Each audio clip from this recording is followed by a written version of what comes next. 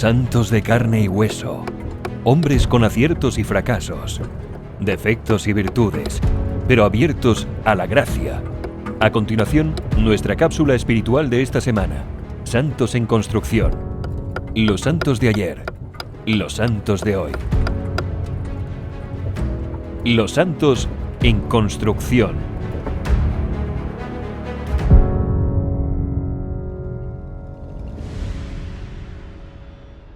Humildad es Belén. Humildad es el niño Jesús que nace en un pesebre. Humildad es el espejo donde nos podemos mirar cada uno y ver que Dios descendió del cielo y se hizo niño y se hizo humilde. Nos enseña ese camino y en ese pesebre nos regala la vida, nos regala a María, nos regala a José, nos regala una familia, nos regala un corazón que descendió del cielo lleno de amor por sus hijos en el mundo. Humildad es soportar todo como lo hizo María Santísima. A pesar de haber sido elevada a la dignidad de Madre de Dios, 7 dolorosas espadas atravesaron su alma. La humildad es la madre de todas las gracias. Pidámosle a ella, a María Santísima, que nos ayude a alcanzarla. Bienvenidos una vez más a este espacio y como nos compartían antes nuestros dos invitados, la humildad es una virtud muy importante y para alcanzar la santidad pues es necesario ser humildes. El Señor se revela a través de los más sencillos y de los más humildes, de aquellas almas ocultas a los ojos del mundo, de aquellos que saben ser dóciles a sus inspiraciones. Así que ya saben, los humildes son los que se roban el corazón de Dios. Cuando somos humildes reconocemos nuestra fragilidad, nuestra condición de pecadores, nos reconocemos pequeños y necesitados de Dios. Y esto hace que podamos abrirnos para recibir la misericordia del Señor y por lo tanto que podamos transmitirla a los demás. Y así lo veremos hoy en la vida de Sor Faustina Kowalska, más conocida como Santa Faustina o como la apóstol de la Divina Misericordia.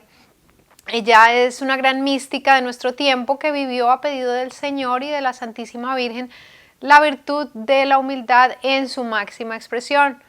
Por ello, pues el Señor le encomendó proclamar en todo el mundo la misericordia mediante el testimonio de vida, las obras, la palabra y la oración.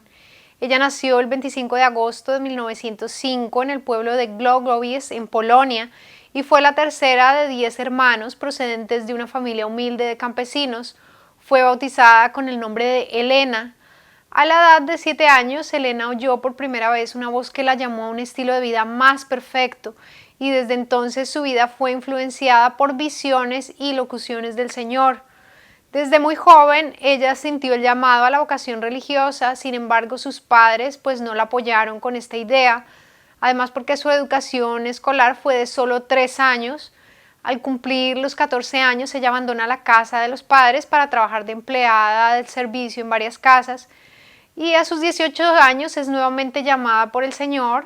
Sucedió que mientras ella se encontraba con su hermana en un baile, Jesús se le aparece vestido de harapos, con su cuerpo flagelado. Le recuerda que Él la está invitando pues a dedicarle su vida. El Señor le dijo: ¿cuánto tiempo hace que te estoy esperando y tú siempre me pones a un lado? Elena, al oír estas palabras, se dirigió a la iglesia y estando en oración, escuchó nuevamente al Señor que le decía que fuera a Varsovia y que entrara en el convento. Sin embargo, ella lo hizo, pero no fue aceptada. Fue varias veces rechazada y también porque le tocó trabajar un año más para poder reunir un poco de dinero para pagar la dote. Así, en 1924, la joven logra ingresar finalmente al convento de la Congregación de las Hermanas de Nuestra Señora de la Misericordia en Varsovia, Polonia, adoptando el nombre de Sor María Faustina del Santísimo Sacramento. En el noviciado experimenta un periodo de prueba de su fe que Dios le permite para su purificación espiritual. Persevera y con ayuda de Dios hace sus votos perpetuos en 1928. Estuvo en varias casas de su orden, siempre realizando trabajos muy sencillos en la cocina, el jardín, en la limpieza del convento, atendiendo la puerta. Allí ella llevaba una vida de profundo silencio y oración. Siempre siguió en su vida el ejemplo de humildad de la Santísima Virgen María, de quien era muy devota y seguidora. Era tan humilde que muchas de sus hermanas descubrieron solo hasta después de su muerte la enorme cantidad de gracias extraordinarias que ella recibía del Señor. gracias como revelaciones, visiones, estigmas ocultos con los que participaba en la pasión del Señor, éxtasis, el don de bilocación, el don de profecía y de leer las almas. Su vida pues fue un contacto vivo con Dios, con la Santísima Virgen, con los ángeles, los santos y las almas del purgatorio.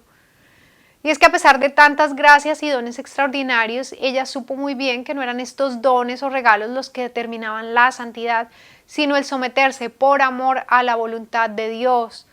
El 22 de febrero de 1931, el Señor se le manifestó a Sor Faustina bajo la forma del Señor de la Misericordia. Es la imagen que hoy conocemos, de la cual el Señor le pide hacer pintar en 2 versiones con la inscripción Jesús, en ti confío, y que tiene la imagen de Jesús con los 2 rayos que salen de su costado, los cuales son la sangre y el agua, que son fuente de misericordia para un mundo consumido en el pecado. Jesús le dice: yo prometo que el alma que venere esta imagen no perecerá. También prometo victoria sobre sus enemigos aquí en la tierra, especialmente a la hora de la muerte. Yo mismo la defenderé con mi propia gloria. A partir de ahí, ella tuvo una serie de revelaciones de Jesús que consignó por consejo de su director espiritual en su diario de casi 700 páginas.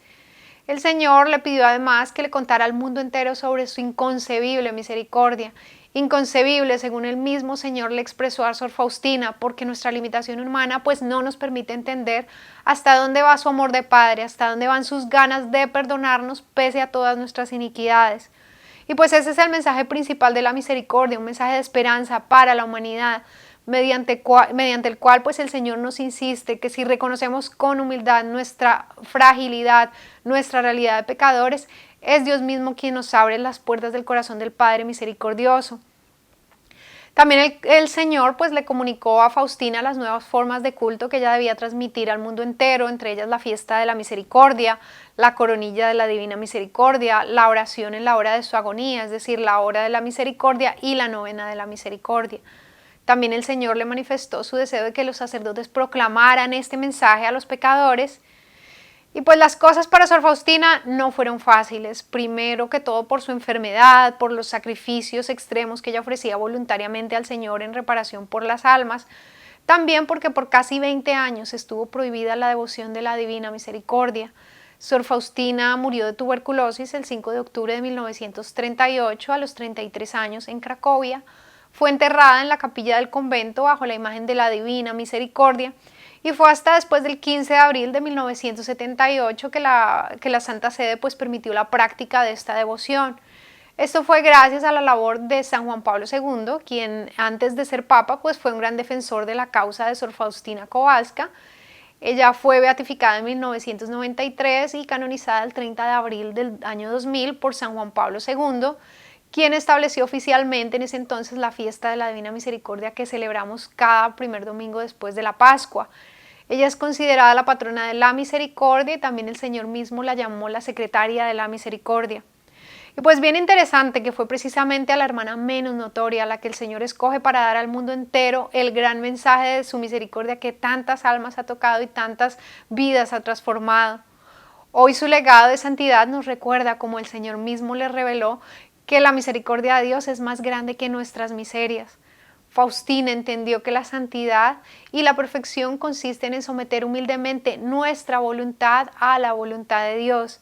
Así que ahora vamos a orar, a pedirle a Dios la virtud de la humildad, virtud que nos abre el corazón a la misericordia de Dios Padre para poder darla a los demás. Pidámosle al Señor que transforme nuestros corazones en un corazón misericordioso como el suyo, para que todo el que se acerque a nosotros pueda ver el rostro del Padre misericordioso. Pidamos también al Padre que podamos transmitir la misericordia de Dios, no solo en nuestras palabras, sino también en nuestras obras. Amén.